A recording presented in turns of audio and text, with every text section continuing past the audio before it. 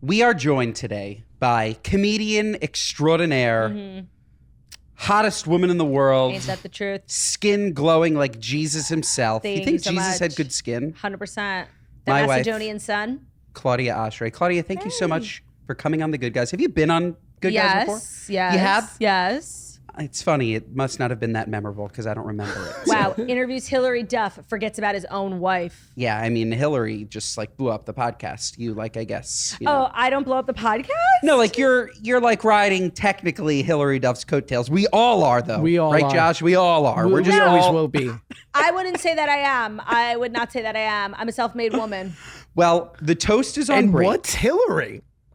Oh, What's great Hillary? question. Hillary's a self-made woman too. Like we are two separate entities. Fair enough, fair enough.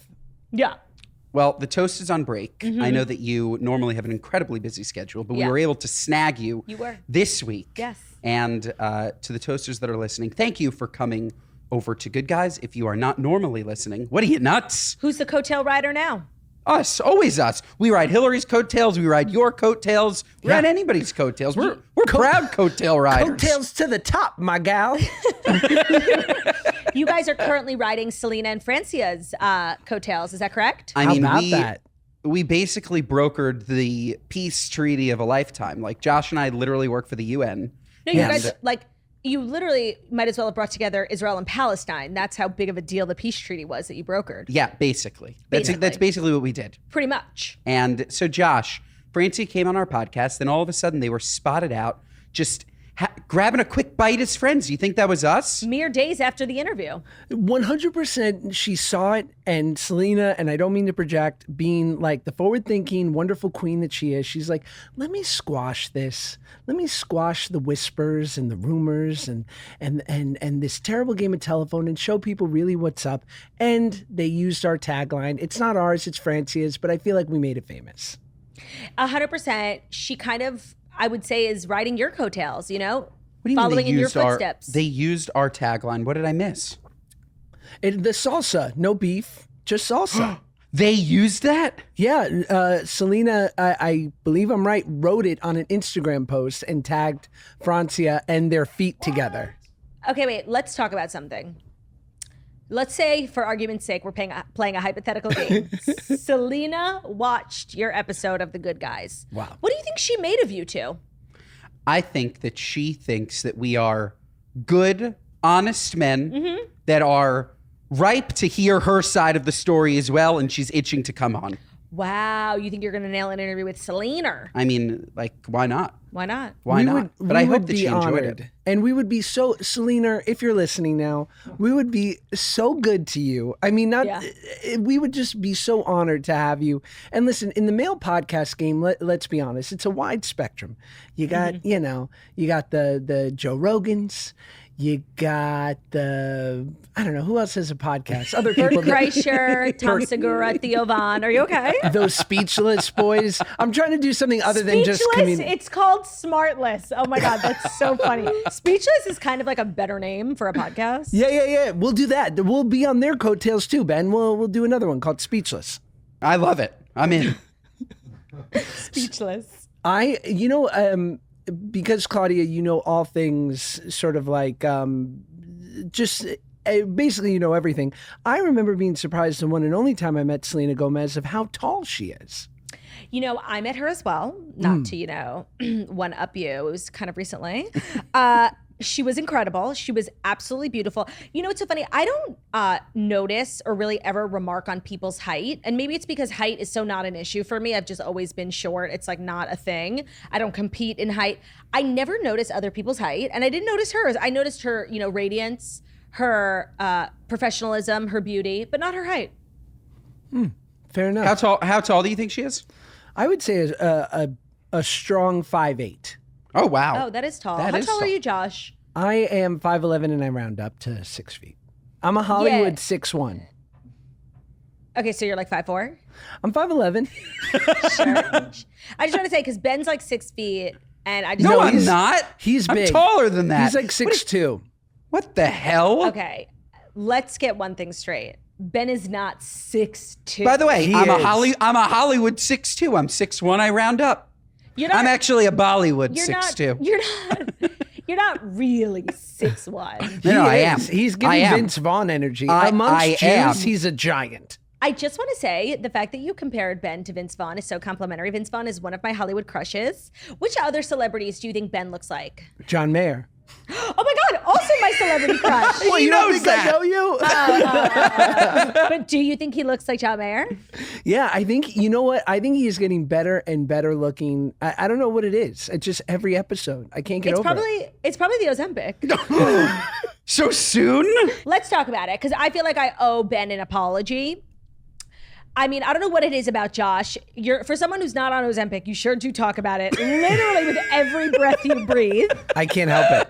And I had asked, Ben and I started Ozempic. I did a whole podcast episode about it for the Toast Patreon if you want to listen to all the details. But I had asked, we both started last year, and I had asked Ben not to talk about it publicly yet. I was not super comfortable talking about it. I was still working through my feelings on the matter.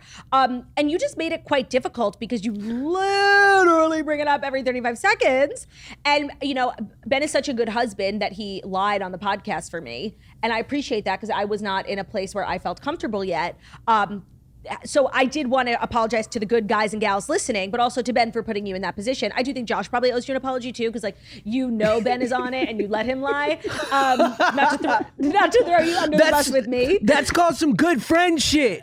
That's some bro shit. I think a good friend would have not brought it up altogether, but I understand you for some reason you can't help yourself. Because it's a miracle drug. It is. It's a miracle drug. And by the way, anybody that believed my lie, that's on you. Yeah. Because it's obvious. It is obvious. To both of you, it's obvious. But I will say that I think I'm just resentful. Some people could call Ben a liar, but I would call him a good husband. I wanted to clear Ben's name. And what I just want to say quickly is I never wanted to lie.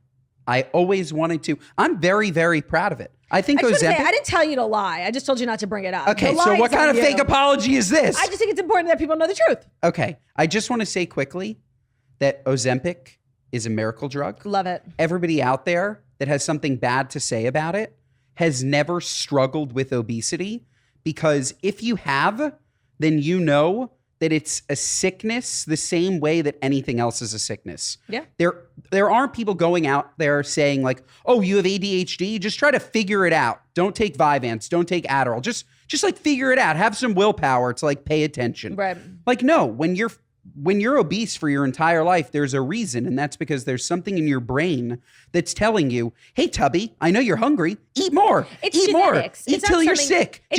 Just keep doing it. It's not something in your brain. It's genetics. You are predisposed. But you're predisposed to these thoughts. Yeah. People don't realize that it's the thought is oh, you're full. Go eat an entire box of donuts because you want to be more full. And what Ozempic has done, at least for me, is it's actually training my brain.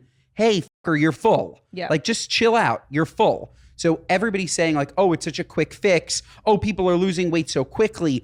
Actually, if you do it right, you're losing a couple pounds a week consistently, and your body is learning and your brain is learning that you don't need so many calories to live. So just saying, love it. It's not quick. I would say for us, it was consistently about 2 pounds a week. I just can't believe I'm surrounded by liars, and I'm really I'm trying to reconcile that. No, are you trying to make it about you, Josh? I will. Are you jealous? I'm totally jealous, and I think I bring it up so much just because my weight journey is so terribly documented that I'll never be able to outrun it for the rest of my life. And in many ways, I'm proud of it. And I think it's wild to me to see that this thing, to your point, Ben, is this incredible miracle type drug, and it just wasn't available when I was losing weight. Oh yeah, that's a good question. When you were in the spotlight and you were so heavy and it became a thing that you wanted to fix, had Ozempic been in the culture at the time, would you have taken it? I imagine so. I mean, I imagine a doctor. I mean, listen, at 13 years old, my pediatrician put me on cholesterol meds. So I'm sure it would have been in the conversation. Oh, no.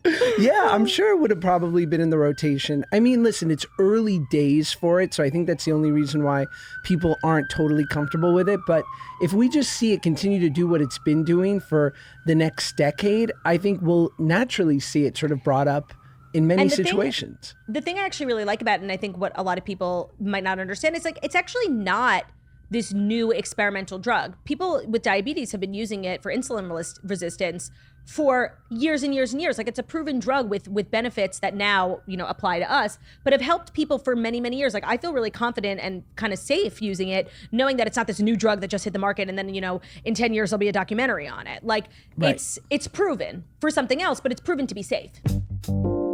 Vroom is the better way to buy and sell used cars. Looking for your next ride? Go to vroom.com now to shop thousands of cars right from your phone. Look, the buying car industry, buying a new car, it was ripe to be disrupted, and Vroom, they're the perfect people to do it. Look, with Vroom, you never have to haggle or negotiate the price of the car. How nice is that? So you're getting a good deal. And the best part is that when you buy a car in Vroom, they deliver it straight to you. I mean, what a night. I mean, everyone likes a package, but could you imagine a car coming to your doorstep?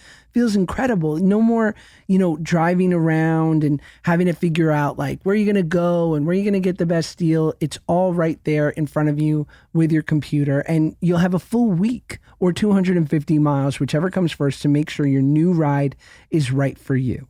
And you can also sell your car on Vroom, right? No more driving around and getting appraisals you aren't sure are fair value. No more posting online or dealing with buyers and their endless questions and haggling over price. Not with Vroom. When you sell your car to Vroom, you get an instant offer in as little as 2 minutes. And if you decide to sell your car to Vroom, they'll come pick it up free of charge. Vroom. It's the better way to buy and sell used cars. So head over to vroom.com now to see what your current ride is worth and check out thousands of cars to find your next one. That's vroom.com. Vroom.com. Guys, I love bread. Do you love bread? Of course you love bread. What is better than bread? I'll tell you what's better than bread. Hero bread. Why? Because it tastes like bread. But here's the best part. It's the thing that we've been looking for from bread our entire lives. And I'm going to speak for all of us. Something that is high fiber, ultra low net carbs, and or 0 grams of sugar per slice. That's Hero bread. But here's the best part. It tastes like bread. Like, it's soft and fluffy. It just has it's bread. It has the mouthfeel. It's not one of those things where you have to compromise and you feel like, well, I like the fact that it's 0 grams of sugar, or I like the fact that it's high fiber, and hey, I guess I'll just deal with it not exactly being quite right. That's not the case with Hero bread. I promise you, whether it's their tortillas, which I love using to make a quick little wrap with veggies and a little veganese mustard aioli and some kind of protein if I want to throw turkey in there or whatever I'm in the mood for. Hero bread has it covered. They've got buns if you're doing some grilling with what's left of our beautiful summer. And obviously the breads are great. My son loves them when I'm making him a peanut butter and jelly, or maybe I'll do even a little guilt-free French toast offering in the morning. So I just think that if you're not using Hero bread, what are you, nuts? Come on. Look, you can get a discount code for your first purchase by using Good Guys for 10% off at hero.co. And it's got fewer calories than the leading national brand and 5 grams of protein per slice. Visit hero.co and use code GOODGUYS at checkout for 10% off your first purchase. That's HERO.co. Use code GOODGUYS for 10% off your first order. I just think we also have to accept the fact that this is what evolution is. We're getting better at this thing, and it's something that plagues us since agriculture. Since we figured out a way to get food easily, it's been something. And what's been so revealing to me, and I don't think I'm speaking out of school here, I grew up like you guys, and I don't mean to project, but around Jews, New York Jews, we love to eat. It's so centered around food. Something good's happening, you should eat. Something bad's happening, well, let's eat.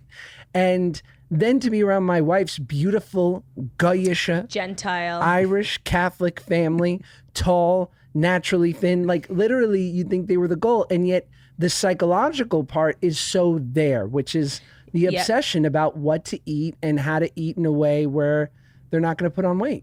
That's why it was important for me to marry in the faith, because I don't think I could become family with people who don't eat the same way that I do.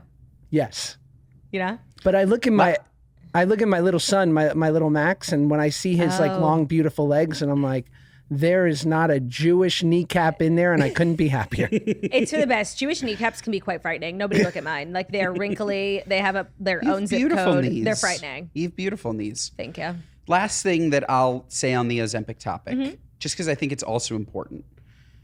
In this country, every single thing we eat is loaded with sugar, even if it wasn't intended to be loaded with sugar. Josh, we talk about this all the time. Like the fact that what bread once was today, bread is just sugar. Like there's no longer, I know you're looking at me like, are you a doctor? Like, no, there's a lot of fucking sugar. I didn't say anything. Yeah, but I could read straight through you. Nothing. I could read straight through you. There's a nothing. lot of sugar literally in everything. And it's a good thing to strip some of that out. And that's exactly what Ozempic does. You tell them, Pops. Removes sugar from my blood. You tell lets them. me feel fantastic. So if you have any questions, keep them to yourself. But yes, that's been our segment on So Ozempic. that's your apology for lying to the community? No, look, there wasn't an apology needed. Okay. There wasn't, because I was always pro Ozempic. So if you couldn't read through the fact that I'm saying that I think it's an amazing drug, that everybody should do it, I'm just casually losing a ton of weight, but I'm not on it. That's on you. That's on you. It just, it can't be true. No, for sure. I take ownership. Thank you for respecting my boundaries. Yes. I really appreciate it. I know it was hard for you with your motor mouth co-host. I thank you for being a good husband and for lying for me. Can we hop back to the height questions from before, where we're talking about Selena Gomez's height? You're saying that you're short. Claudia and I last week were walking on the street. I don't know if you remember this. And a woman walks up to Claudia, a fan. She's probably like 5'7", 5'8". She's like, "Oh my God, Claudia, me and you both short queens. Like we've been short together for so long. Like I'm such a fan of yours because we're both short." And I'm just looking at her. I'm like, "You're huge." I literally don't even remember this. Where were we? I don't know. We were just walking on the street and this giant came up to you and she's like, "We're the same height." I'm like, "Are you blind?" Listen, Ben, I can't help like the effect I have on people. I make tall people feel short because like that's my power. Yes. That's on me. I accept that. Yes. Should we talk about Raquel? Ugh, okay. And like, I need you to like give some background, because we know that you watched the interview with Bethany. I listened to it. I hate when people promote their podcasts with video and then don't have the full video up. Do you guys do that? Probably. No, never. 7 guys are a.m. good, Monday like- mornings, unless I forget. Sorry, go for it. No, it's just annoying. Like there was this video announcing that Raquel was coming on Bethany Frankel's podcast. So I, of course, went to YouTube. I searched for Bethany Frankel's podcast and the video's not up yet. I'm sure she does it a few days later. I understand production. Trust me, I run a podcast network. I know how hard it can be. But like, my God, so annoying. So then I was forced to listen to it and it wasn't that compelling. I think I was like 10 minutes in and I'm like, wow, I have actually forgotten to listen for the last 10 minutes. It felt very scripted. I also hate, this is exactly what Tom Sandoval, the man she had an affair with, he went on Howie Mandel's podcast for like his big rebuttal. And it's so easy to like speak your truth and start, lying when the person you're talking to has literally no idea the facts of the situation. So Howie wasn't challenging him on dates and facts and things he was misconstruing, because what the does Howie Mandel know? Bethany Frankel sits her down. She's like, "I don't watch your show. I don't know who you are. I heard about Scandal, but like, tell me what happened." So to have like somebody completely removed from the situation is a great, PR method for somebody to go unchallenged on a podcast. But for people who actually really care about the situation, it's frustrating. So much time has passed since Scandal. I think a lot of people were like, their panties were in a twist when they saw this announcement. For me, I was like, honestly, I'm over it. It's been so long. I actually am here to hear Raquel's side. We've heard everybody, every cast member has been on every Dear Media podcast like 45 times. We've heard their side. If there's one person I want to hear from, it's Raquel. For me, I think the interview, and I did not finish it, I think it fell short. I'm sure it did. I don't know what goes through these people's minds. Like for Bethany to and shout out Bethany, God bless. But like for her to be so proudly state that she doesn't watch the show, right. She should say, "I'm completely unprepared," and isn't that charming? Like, right. What are we nailed the talking interview about? of a lifetime and I know nothing. Tell me what's going on. Like, come on. Yeah, it doesn't seem like I don't know people like that I love, Howard Stern, and they are the level of research that they're doing so that they can bring up these moments. Yep. Or what's the music guy who wears a beret, Narwhal? Do you know who I'm talking about? No. He's like this great sort of nerdy white guy in his early 50s. He wears a beret, but he literally will go up to like everyone from Taylor Swift to A$AP Rocky, like, and he will literally say, you wrote a demo when you were 16 and the name of it was this and this was your, and they'll be like, how do you, like, people are so disarmed because of how well he's and it's researched flattering them. when you sit down for an interview. I'm sure you feel this way. Like when you wrote a book and you did press, you could like so tell when somebody didn't read the book or even skim it. Yes. And it's, as a person sitting down for an interview, like it's flattering when people actually know things about you. And that's like when I do podcasts and like, so tell us how you started Girl with No Job. Like, oh my God, kill me. I've told that story 1,000 times. Like to me, that's not interesting. So I agree. Like for Bethany to have nailed, and Bethany, and she would admit this herself, she had Raquel on to serve a purpose. Bethany has launched like a full investigation, a lawsuit against Bravo with like 50 other former reality stars who are basically disgruntled and say that the network, exploits them for money, doesn't protect their mental health, all these things. And so this interview with Raquel was in, what's the word I'm looking for? Like it was in an effort to support that movement Bethany currently has, that lawsuit. So it just didn't feel like a genuine interview or conversation. Do you remember when I went on Jordan Belfort's podcast? Of course. Jordan Belfort, Wolf of Wall Street. Josh, I don't think I've told you this story. You did the Jeep doors? Oh, I did. Okay, but tell him. Jordan Florida. Belfort, Wolf of Wall Street, shoots me a DM. Hey, Ben, huge fan. Want you to come on the podcast. Fly down to Miami. Come on. I would never fly down to Miami, but it's Jordan Belfort. Love Wolf of Wall Street. Yeah. Fantastic. Show up. House, literally, you literally put a finger on it, it's gonna fall down. I'm telling you, like the house is made of paper. The whole house is made of paper. And like in the back of the house, there's like room for a 40-foot yacht, but he says that he doesn't want a 40-foot yacht. He only wants an 80, so he has no boat. Yeah. There's so much, whatever. We'll unpack that at another time. Yeah. But the reason I bring it up is because I got on the podcast and he's like, so what's your name? Ooh. I'm like, what? He's like, Tell me, like, why are you here? I'm like, you literally DM me. Obviously, it wasn't him. It was somebody on his team to come here and you can promote Spritz Society.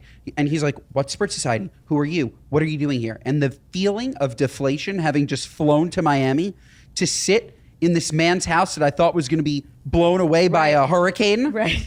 Terrible. So actually, that reminds me, Josh, I have a question for you. I saw something on TikTok that I want you to respond to. Do you know what I'm talking about? No. Brittany Broski. Yes, Brittany Broski, sure. I want to say I was on your side, and that's just not just because I'm married to your co-host and I love you dearly. She did an interview and she went on a podcast and said that you two like were seated in first class together on a flight, and you both didn't like say hi to each other. I don't know if you guys know each other, but then a few weeks later, you sent her a message asking her to come on the podcast, and she was like very offended by it because you didn't say hi to her on the flight, but she also didn't say hi to you. Right. So I was taken aback by that as well. And I think our producer, Marshall, needs to come in front of the camera and take a little ownership for getting me into all this hot ass water. Oh, man. What did Marshall do? I said that she would make an amazing guest because she's hilarious. She's amazing. I just want to say, I love her. Me too. I am truly a fan. Maybe I should have phrased it, I'm a new fan. But here's what I thought after I watched this video. I haven't flown because I'm like, now I'm like doing all of like the math. Yes, I'm doing the forensics on my life. And I haven't flown since mid-May, right? And it must have been a flight because I was working in Asheville, North Carolina. So I imagine it was a flight like that. And I haven't flown since mid-May. And so I know that sometime in June, Marshall and I talked about a guest for the show who would be a great guest. And Brittany's name came up. He showed me some of her videos. I watched some of my own. And I was like, oh, this is hilarious. We would be so lucky to have her.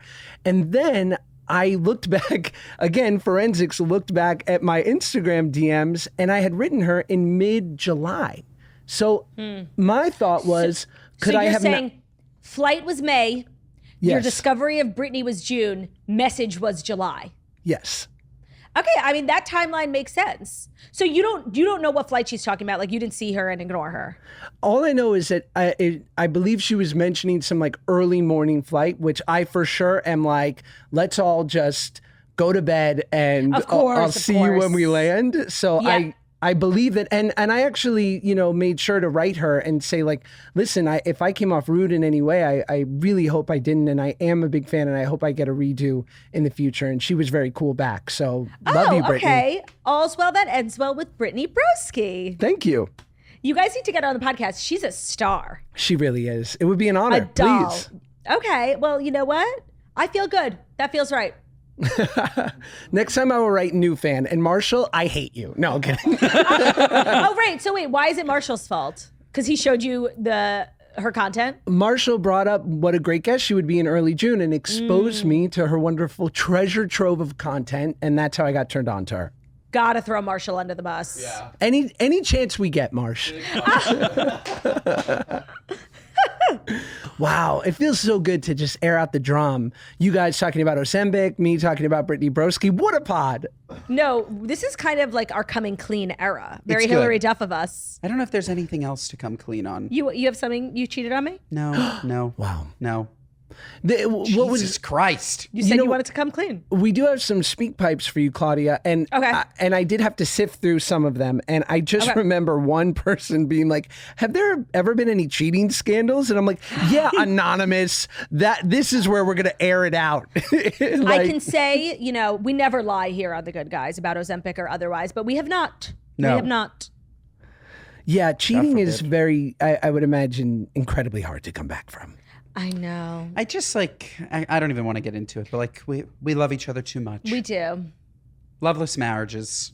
Sad. Very sad. So you guys do voicemails. People call in. They ask questions like advice and stuff. Yes. And All they, right. they leave them. They're usually quite Jewy. Okay, love, And love, we love. love them. All right, hit me with one. They are deeply Jewy, and here we go. I am finding them now. And Claudia, I mean, not that we didn't know your value already, but speak pipes, maybe we get 2, 3 a week. Oh, how many did you get? A lot. I mean, thousands. Many about Ozempic. I'm not gonna lie. Oh my God. Everybody is like so obsessed with my body. Hi, Claudia. It's Devora. Can I give you my kugel recipe? I actually don't like Kugel, so no.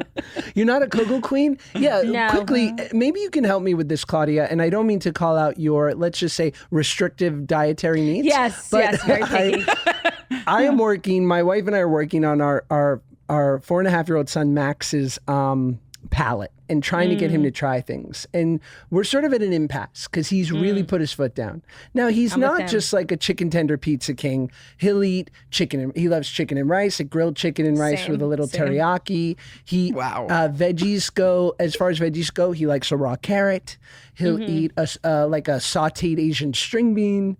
Wow, he'll- very sophisticated. yeah, like there's certainly some things there, but that's about it. And then everything's very kid food. You guys not having kids, I'm dying to know your opinion. What do we do? Should we basically just said we're not going to do dessert if you don't at least try a new veg. Yeah, I honestly I would push it. Even though I stand with Max, I would push him because, to be honest, being a picky eater, and I'm probably one of the pickiest ever, it's debilitating, especially if you're trying to lose weight. It's so limiting. And I was pushed as a kid a lot. It was a really big issue in my house. I was just so stubborn and I never opened up. I never tried new things. And now I'm in this position where if I could choose to be a picky eater or not, I would love to not be. When Ben sits down at a restaurant, even though, he doesn't, he keeps kosher, so he won't eat meat, he won't eat shellfish. He still has so many options because he likes so many things. I look at a menu, there's probably 2 or 3 things I would put in my mouth. And it's so limiting and it sucks. I would keep pushing it. It's a battle worth fighting. It's a hill worth dying on. So Taylor Swift invites you over to her house, and She's eating like, it. No, here's the thing. I've thought about this more than I care to admit. Taylor Swift's invited me over to her house. Before I even eat anything, I'm in a pickle. Taylor Swift has cats, multiple. I believe she has 3 now. One thing about me, I don't fuck with cats. I think they're disgusting and gross and scary. And I don't know what I do because I do think one day I will be invited to Taylor Swift's house. Yes, I am delusional like that. And I honestly, I think a lot about what I would do in that situation. I would be petrified. So she's serving beautiful Mediterranean style grilled octopus. Well, then that's easy. Oh, Taylor, I'm a woman of faith. I can't eat octopus. I keep kosher. Okay, what about? I'm trying to think of something else. She a beautiful sort of salad doused in ranch. Okay. I mean, I have a lifetime of experience in dodging people's food without being rude. So, it's the moving around items on the plate. Oh, Ben, you want to try some? Putting a little bit on his plate. Ben's kind of my receptacle of sorts. He'll eat anything, so I just give him I could act 100%. Wow. I just want it to happen just to see you in action with that, Claudia. So much I want it so. to happen too, but for different reasons. But have Max try as much stuff as he can. Yeah. Bruce and Ava Soffer, again, caterers, Yep. so that helped. Sent me to pre-K with chicken satay. That's so Wow. you. I was loaded up. I'd get a veggie spring roll at 4 And on we the wo- playground. And we wonder why you're on Ozempic. Okay. Rude. But yes, true. I was destined for obesity. Yeah. And it's been a great ride. It's It been a really great ride. has. And the fun part about Ozempic is that you always go off it. Mm-hmm. And I'm sure I'll gain it all back. So we'll just like every other diet. It's so funny how we are pre-wired, for, let's just call it obesity, because I see it with my gorgeous mother, Barbara. I know you're listening. And I see love it. her. She's the best. And I have such a respect and appreciation for her after reading your book. And every time you post her, she's not what I pictured to look like. I don't know what I was picturing in my head while I was reading your book, but I'm always like, whenever I read any sort of book, like fiction or otherwise, you have like an image of what the person looks like in your brain. I don't know she didn't look like what I expected her to look like. She looked even better.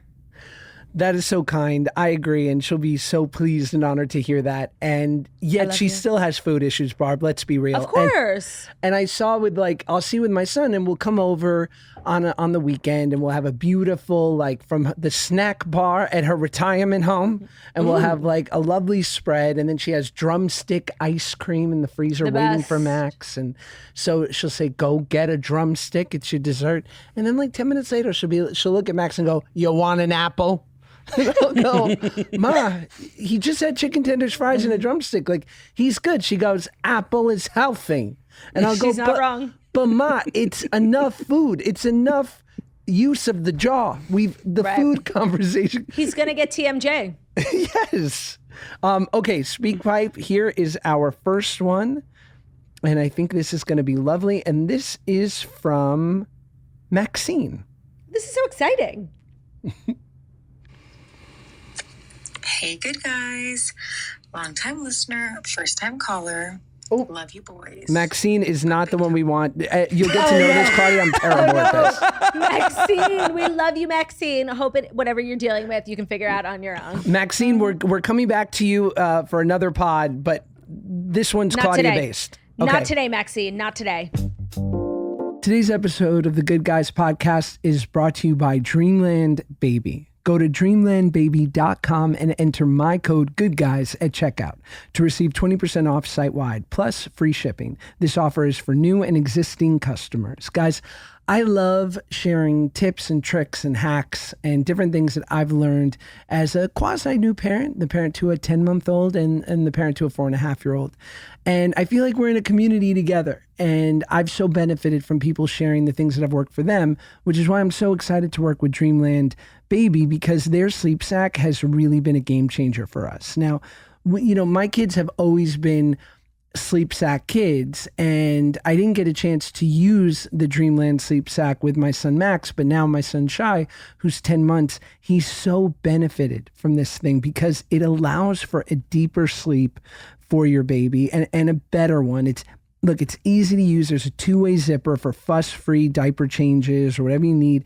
There's quality materials, and overall it just allows for this kind of deeper sleep because there's a weight to it that makes them feel comforted and safe, but it's still the standard sleep sack structure, so you don't have to worry about anything, but it just it allows them to feel just tucked in and delish. And I think it's been really, it's really aided my son Shai in sleeping better and feeling better. So you'll notice that it has a cover calm technology with evenly distributed weight from shoulders to toes that's exclusive to Dreamland Baby products. And it's just really quality materials that will hold up wash after wash, which, as we know, when you have a kid, you're going to be washing. There's going to be the things. I don't need to go into the things, but we know these things get dirty, and to know that you'll be able to throw it into the washing machine time and time again, and it'll come out perfectly. I'm telling you, it's everything.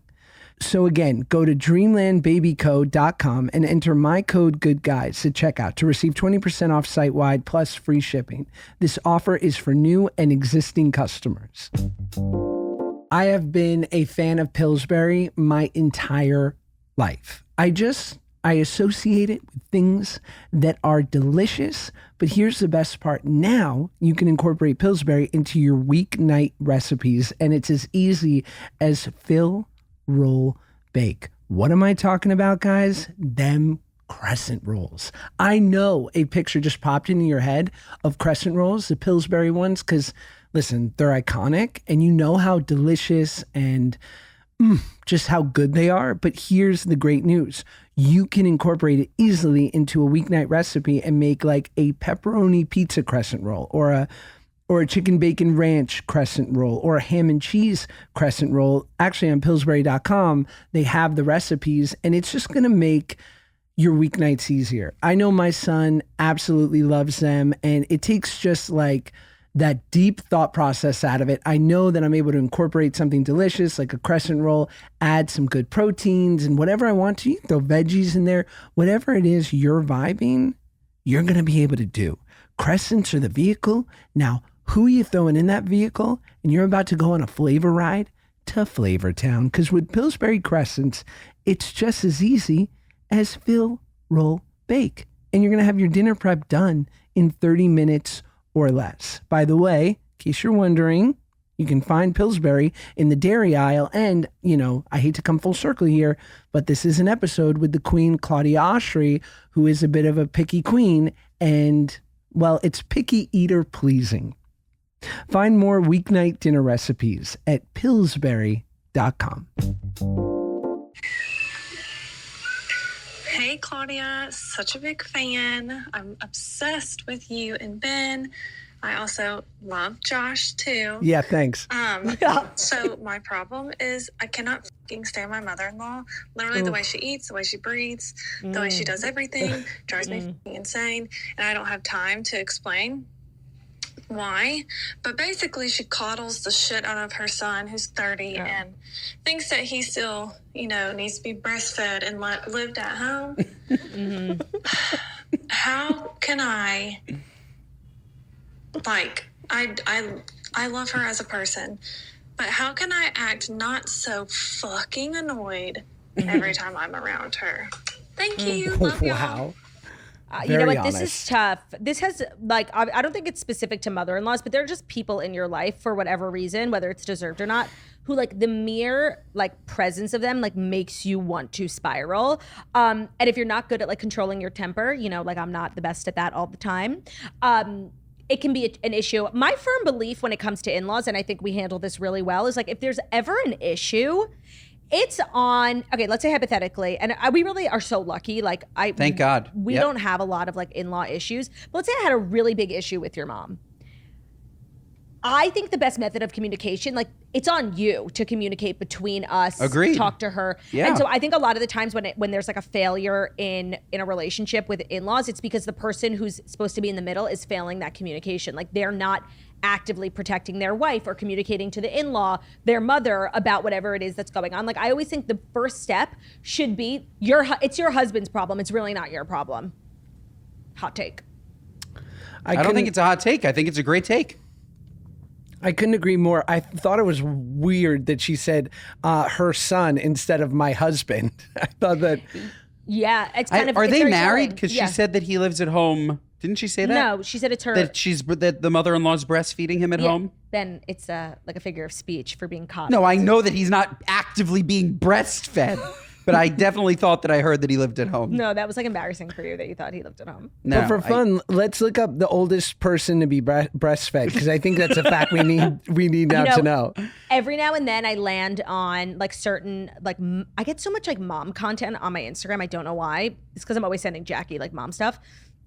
And every now and then I'll see like a grown ass kid breastfeeding. The comments on the post are always turned off.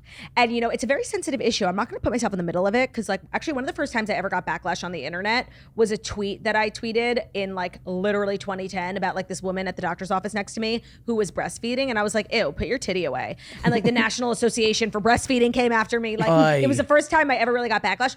And honestly, I learned a valuable lesson. Like, breastfeeding is natural. It is beautiful. Like, you can't comment on it. People should be able to do it in public without feeling shame. I don't know if the kid can like walk, talk, and, you know, bite. I don't know if his tit should be in your mouth. I'm pretty sure that my dad was breastfed to a very late age. No. Yeah, I don't know the exact age. That's I don't want so to I gross. don't want there to be slander, but I feel like it was to a late age, and because we're coming clean on this podcast, I do still breastfeed from my wife. Yes, that's very Yes, true. I do. You're I do. sick. Suck You're it sick. Suck it to Well, you'll be happy to know that a child named Charlotte Spink is considered the oldest known kid to have been breastfed. Sharon Spink, a mother of 4, argued that nursing daughter Charlotte up until earlier than 10 years old was quite normal. Whoa. And That's she- like that character from Game of Thrones, Robin Aaron. He was like that 8-year-old tyrant who still sucked on his mother's tit. That they ended up throwing off Yeah. that Down was the unfortunate. manhole. They Yeah. killed him. Did you watch Game of Thrones, Josh? You didn't, right? We talked about this. I've never seen an episode, and I'm Yeah. trying to die having never seen it. Wait, that's like so crazy. Why? I don't like fantasy. I like real things. No, you're like so wrong for that, Josh. He should watch it. He's wrong. Yeah, like what are you doing? Have you seen The Wire? No. Right, because it's not your kind of show, but it's widely considered one of the if best. somebody I deeply admired and respected, like yourself, told me to watch it, I would consider it at least. I've seen bits and pieces, like I can't get away from it, be it clips on the internet or whatever, and it's never. I'm sure it's good. I have no doubt that it's incredible. well done, but I don't. I will say I was listening to the toast from last week or from 2 weeks ago, the We Hate Nazis app, and. Yep. You and Jackie were commenting about how you like a particular kind of book, and you know that basically like, that is your template, and Yeah. almost always a female-driven protagonist, Yeah. and you know some sort of a relationship aspect in it usually, and what have you. I'm noticing a theme of fiction of being taken away in the stories of others. Would you say so? Yes, I mostly read fiction. But I a always get correlation- confused. Fiction, nonfiction. But a correlation with like Game of Thrones and like I feel like you have to love that kind of like just pretend. No, because I love reality TV. I read so many celebrity memoirs. That's like one of my favorite book genres. I just think like this is what we always say on the toast. Things are popular for a reason. And I always find myself like not engaging in something that's really popular just because like I don't even know why, because I'm different. I'm not like other girls. Like if everybody likes something, I just find myself automatically hating it. And then years later, I'll like get on board and I'll be talking about Downton Abbey. And they're like, yeah, we know. We watched it 5 years ago. Right. But I It's don't like so me. me. It's like me with movies, Josh. It's like me with movies. I know. I think it's also a resistance to the wave. And I don't know whether Yeah. it might be like our silent protest for I don't know if you felt cool as a kid, but I was like, if I'm going to be the outlier, then like I'm going to dig my heels in and be utterly comfortable on my island. Yeah, and I kind of like love feeling better than other people, like about the Yes. dumbest shit. Like everyone's like, "Did you see the episode of The Wire last night?" Like, no, I'm literally too good for that. I just love feeling superior. I get it. So now you've moved to the other side where you're comfortable with Josh not watching Game of Thrones. and No, having never because at seen the end of the day, good is good, and Game of Thrones is good, and Josh not watching it makes no sense. What about Harry Potter, Lord of the Rings, The Hobbit?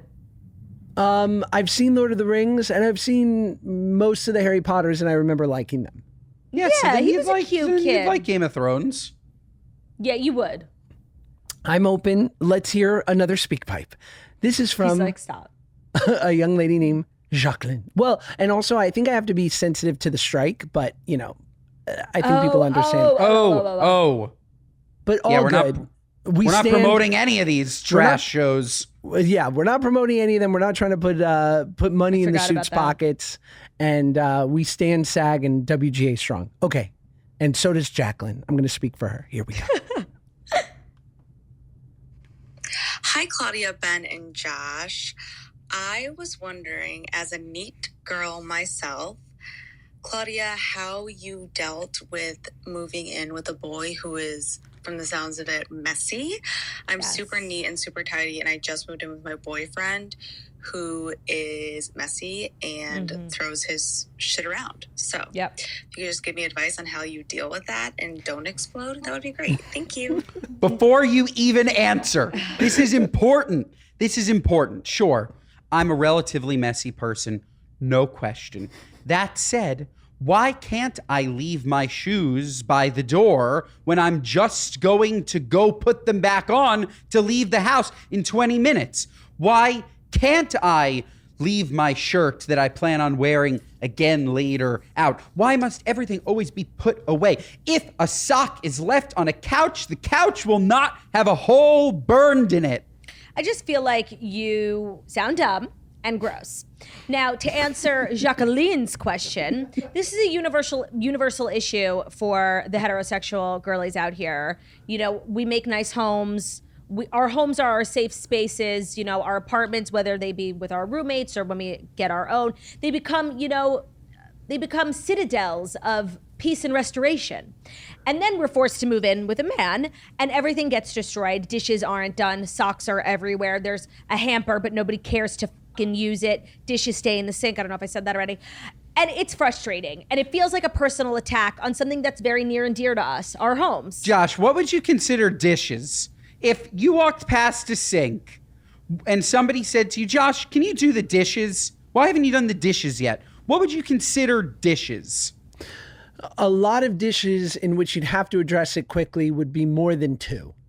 Got it. Thank so you you. wouldn't. Thank you so Got it. So you much. wouldn't consider. I can't. By the way, that's not what you do. You wouldn't consider a singular knife with peanut butter on it dishes. No, I would be Of course okay not. with Okay, said I'm so glad knife. you brought that up. If there was one knife, which there's never one, because if you're making something, you got to use 4 dishes. That's so Ben Sommer. No, but a dish I'm is a dish. speaking. It's I'm not cutlery. speaking. This is I'm speaking. different. A knife, a spoon, and a fork sitting in a sink is no problem. Mom, When Dad, there's- please stop fighting. When there is a dish in the sink, a singular dish, I always say, Ben, can you do your dish? It's true. Okay.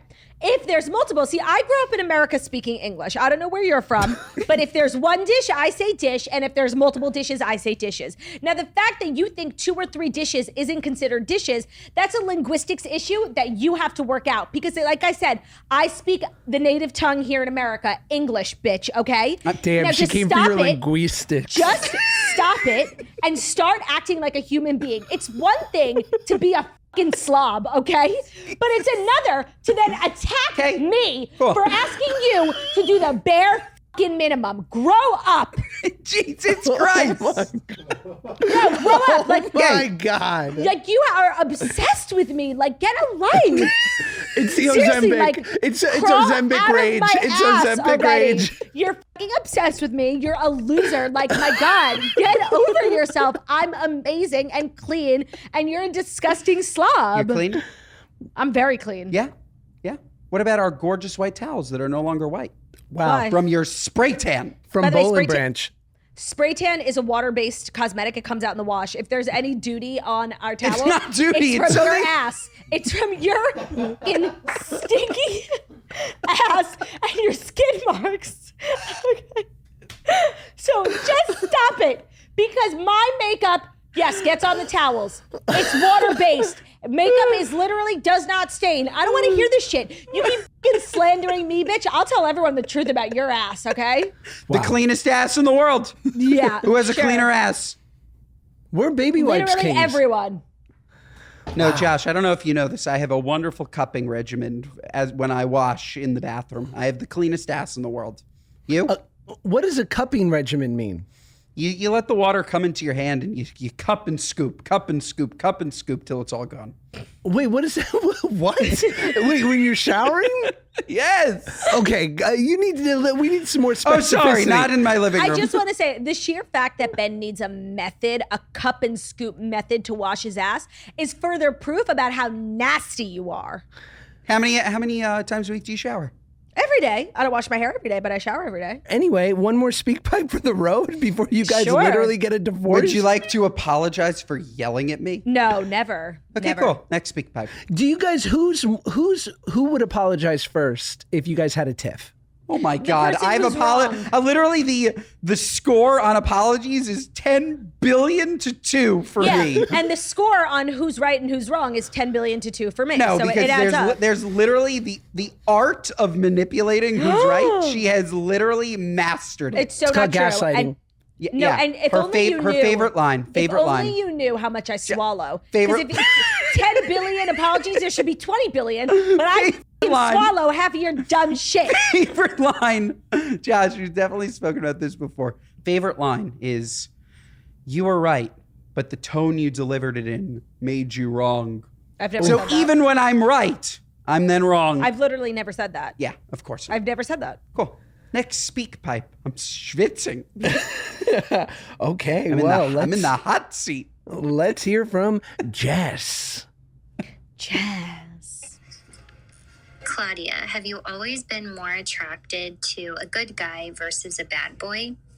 Has Josh or Ben ever been through a bad boy phase? Ooh. And what is your biggest pet peeves of a good guy, whether it's a significant other or a friend? Okay, I want to answer her second question first. Did either of you go through a bad boy era? I guess Josh, like when you were like, on drugs, driving drunk, almost killing people, like that probably was your bad boy era, right? I read your book. Check out my book, Happy People Are Annoying, for the full stories and context, so this doesn't get clipped and I get fucking attacked by the Mothers Against Drunk Driving. It was one time, and yes, I drove over the front lawn of the Beverly Hills Hotel. Shit happens. I'm a child star, damn it. Anyway. Josh, that was the craziest story in your book. It really stuck with me. I was shook. That wasn't even what I thought you were going to talk about. Like Josh's bad boy phase was like when you had like the Fallout Boy haircut. Josh's bad boy phase Unfortunate. was when he didn't say hello to Brittany Broski on that flight. Yeah, I'll never forgive myself for that one. I'm so sorry. You obviously did have like a bad boy era, right? Yeah, I think most people think that I was just like born in a vat of Nickelodeon slime, and that I walked right onto the sets of Drake and Josh and have no past or future. Right. But I, I grew up in New York till I was 14 with like some really kind of wonderful gutter rat type kids, and we just did like dumbass city kid shit. I would always go back to New York during the summers, and we would get in trouble, and then when I turned 18, I had lost all this weight, and I found like a little bit of the devil's dandruff and some alcoholic beverages, and I was off to the races for like 3 or 4 years, like doing some shit that was just not cute, but very like typical. Well, Ben's, I feel like your bad boy era. Two things. I know what. I had no bad boy Ben, era. tell Josh about Route 57. Dude, I was going to say, first, my attempt at bad boy era was 14, about to start high school. I watched like a ton of Disney, Nick, my favorite movie. Do you remember the movie Brink? Yeah, of course. I was obsessed with like trick blading and skateboarding. Grinding. And I thought that everybody just wore skateboarding clothes to high school.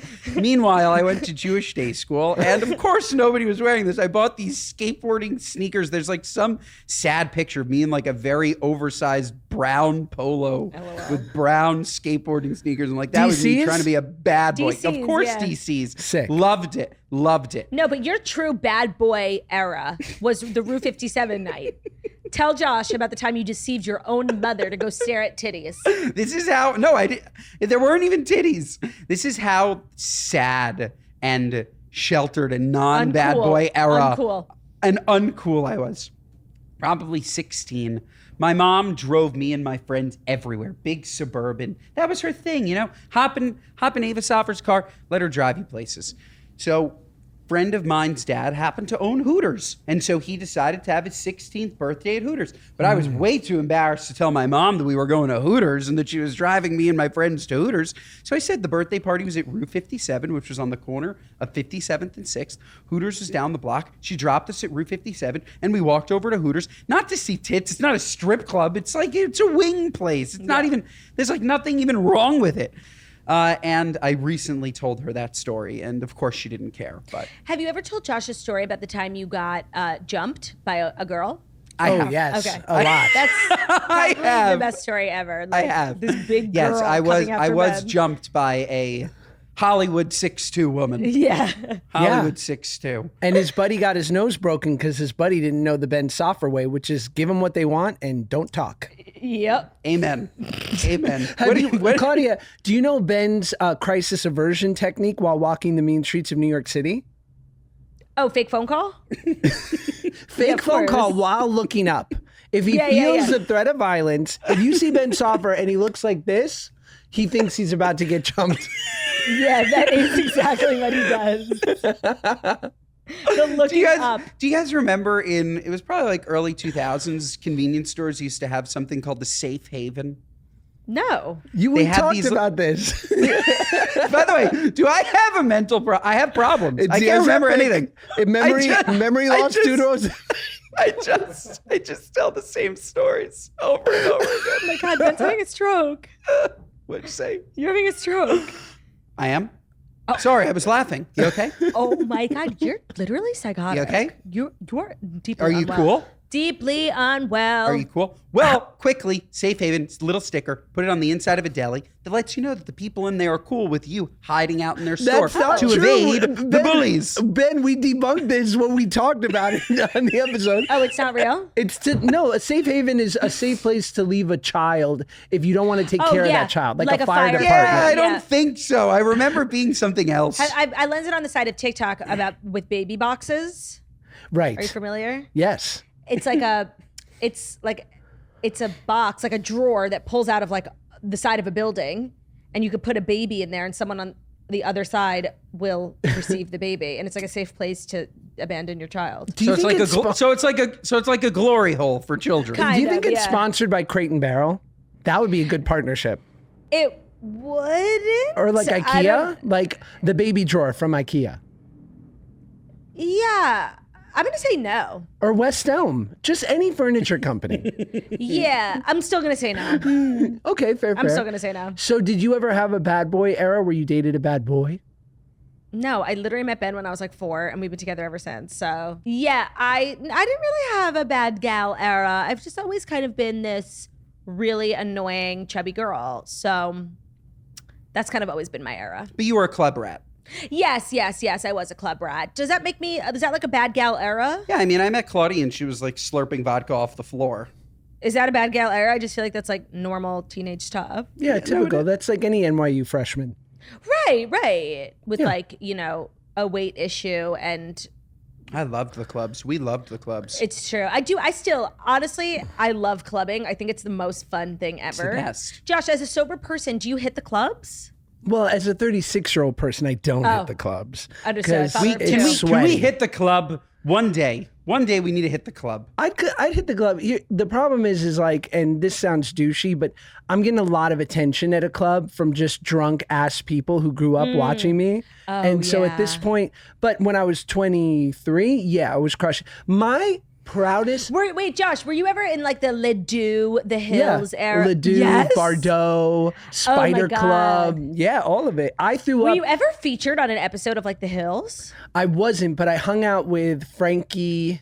I forget we did a celebrity basketball tournament. I hung out with Brody Jenner for another type thing. Very nice, very friendly. Yeah. He just had a baby. I threw up outside of Ledoux on Halloween night, didn't have my car keys, and hailed a cab in the middle of Hollywood Boulevard, thinking I was like on 2nd Avenue.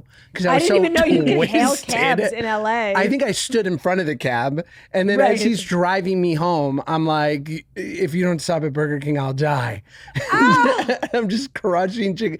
It was so bad. I was literally throwing up in front of the club, and the valets felt bad for me. They were like, get this kid a Gatorade, because he's clearly in a bad place and doesn't know his dad. I've thrown up outside of a club, and I know my dad, which is even sadder. And I don't think there's anything more humiliating. Like, were you already in the club and you came outside to throw up, or you had just been arriving? We were just arriving. That's how sad it was. By the way, same. That's okay. Like when I was in the Hamptons, do you remember SL East in the Hamptons? We like drank. We were with my friend who had 2 older brothers. So like all her older brothers had liquor. So we were like drinking. I was just drinking what I could find. At that point, I was very limited in my drinking experience. I'd only ever drank in vodka. And there were like all these brown liquors. I was just drinking like to be cool. We get in one of those classic Hamptons taxis, like with 15 people. The curvy, windy roads. I'm sitting on someone's lap. I didn't have 1 foot out of the cab before I'm projectile vomiting, not only in front of the club, but in front of like all my friends' older brothers and her friends. Like it was humiliating. I still went inside though, and I had a great time. Honestly, throwing up sometimes is just the thing you need to keep going. I agree. And I will say my proudest clubbing moment happened in my late 20s, I think it was, maybe early 30s. But I was dating my wife, and I don't think we were even engaged yet. And by this point, I had met like the promoter of all promoters in LA. Shout out Buster, we love you. And he was promoting Bootsy Bellows at the time, which was like at its peak, just like so. This was probably 8 years ago, and my wife, her best friend's having a birthday, and it's her and like 4 girlfriends and like 9 dudes. And so they all want to go to the club, of course. My wife's like, call Buster. I'm like, okay. And I'm like, this is going to be bad, yo. Like, this is going to be fucking embarrassing. Like, I'm going to be outside of Bootsy Bellows and getting like turned away because they're going to be like, what are you doing? Yeah. So I text good old Buster. And he comes outside, and I'm there with a mob of people, like a small minion, okay? Oh my God, this story's giving me anxiety. Please tell me you got in. And Buster goes, come on in. And we begin to file through, and all of my wife's girlfriends are looking at me like, this Jewish superhero who just got us into the hottest club on the strip. That's so sick. It was so sick. I will say the coolest thing that ever happened to me at a club is probably when Cuba Gooding Jr. stuck his finger up my ass. Yes. Yeah, that was pretty nuts. Are Yeah, you that was happy to pretty see nuts. his downfall? Overjoyed. You don't understand. Like as a teenager, this moment, like it was funny, but I was so I didn't recognize the feelings at the time. Sure. But now in hindsight, I realized I felt so violated and like embarrassed. But at the time, I just think like I was very like obsessed with the celebrity of it all, and all, you know, my friends from high school were there and they were like, oh my God, Cuba Gooding Jr. Like I wasn't able to like think about it clearly, but now I'm like, you're literally disgusting. I was so young. I was 16 and I'm living for every moment that Cuba Gooding Jr. is downfalling. Should we get to our What Are You Nuts moment of the week? I think we should. Would you like to go first? I know you have one Sure. prepared. I do have one prepared because I did something crazy. As you know, on this Ozempic journey, I'm kind of in like my fit girl era. So I've been a member at my gym now for a few weeks. And I went yesterday to work out. And as I was walking in, there was a class beginning. All the classes are free if you're a member. And I'm like, you know what? Let me do a class today. So I decided to join this True Barre, B-A-R-R-E.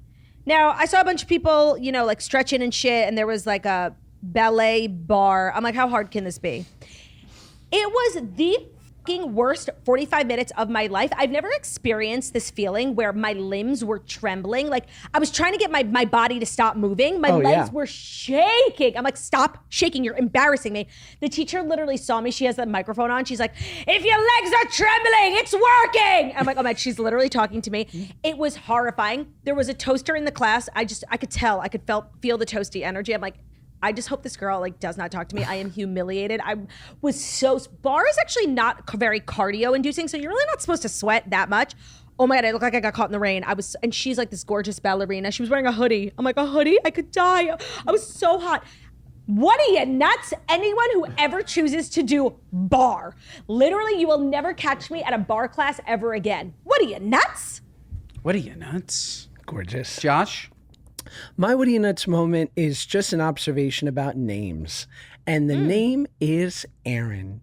I'm talking A-A-R-O-N. I love this. How do we allow this? What are you Agreed. nuts? What other name do we allow a double first letter before the name even starts? And it's so clear that this name was created so that their kid would be first for everything. Am I wrong? No, you're not wrong. You know what? It's really Aaron. Yeah, it's Aaron. What are you nuts, Aaron. Aaron? Aaron. Josh, I love that. Thank Aaron. you. That's how I feel. What are you nuts? Ben? I've recently gone on a cold plunge journey. I've documented it a bit, you know, no big deal. 6 minutes. 6 minutes. It's true. And, you know, I documented this journey, showed all of the people.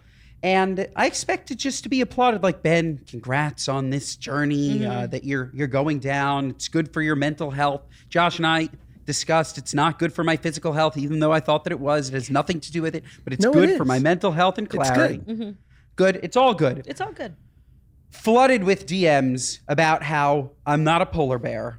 And there are studies that show that submerging your body for more than 5 minutes at a certain level of cold could lead to a heart attack. What are you, nuts? The second that I get into something, all of a sudden, everybody tells me how bad it is for me. But when everybody else does it, when it's the public so cool true. thing to do is cold plunge.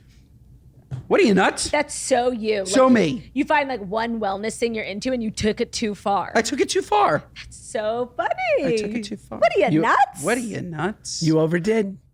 Well, this was just an unbelievable episode. Claudia, thank you so much for joining us. So many Thank you giggles. so much for yelling at me, putting me in my place, A pleasure. spitting on me, beating me, Anytime you need me to come whip you into shape. removing any shred of dignity I have left. That's what I'm here for. I think next step with the lovely Claudia Oshry, we bring in the lovely Paige O'Brien and we do Yes. a couples at maybe we do like a match game. Well, Paige deserves her own episode first. Sure, fair. Because, between the three of us, she'll never get a word in. But she's a civilian. She's a normie, so I don't know how much she's dying to be. She's in not the really spot. a normie. She's like married to a celebrity. That's inherently interesting. No, I agree. I just don't think she's seeking the spotlight, which I find so odd. Not relatable in the slightest. Totally. Same here. We gotta Same get here, gal. we gotta get her in here. Maybe we also do like a battle royale, couples battle, like you know how they do boxing. We could box. We could have a sing-off. Yeah, We could find a pool and play chicken. chicken. I was gonna say chicken. We could find a pool and see who could stay in the longest. I love that you said sing off. You're so funny. A dance-off. I could do a dance-off. Speaking of singing, you may hear it soon. Josh wrote a jingle for Good Guys. It was unbelievable. Josh, I had no idea you had the voice of an angel. Josh, I was so impressed. I thought you guys hired someone. I'm like, wait, is that Josh? You have a beautiful voice. That's so kind coming from someone else with a beautiful voice. Very and true. We will produce it. Ben will sing part of it, and Yeah. we hope you will love it. I will. You guys got to get in the studio. Josh literally composed on the piano a cute little jingle, and it's not even short. It's like 30 seconds. It's like a whole ass verse. It's so good. It was very impressive. It's unbelievable. Yeah. But An honor. this is clearly a 5-star episode. Give this 5 stars. Send it to a friend. You know, Yeah. the friend doesn't need to be the obvious friend, right? Yeah. It doesn't need to be your coworker or colleague. Send it to your mom. Send it to Yeah. your dad. Good Guys is for all ages. Send it to young to Brad. old, old to young, big to small. Send it to anybody. 5 stars. Watch us on YouTube. Recommend to a friend. Spotify, Stitcher, Apple, wherever else you can find it. Thanks so much for joining us. Love Thanks, ya. Claudia. Bye.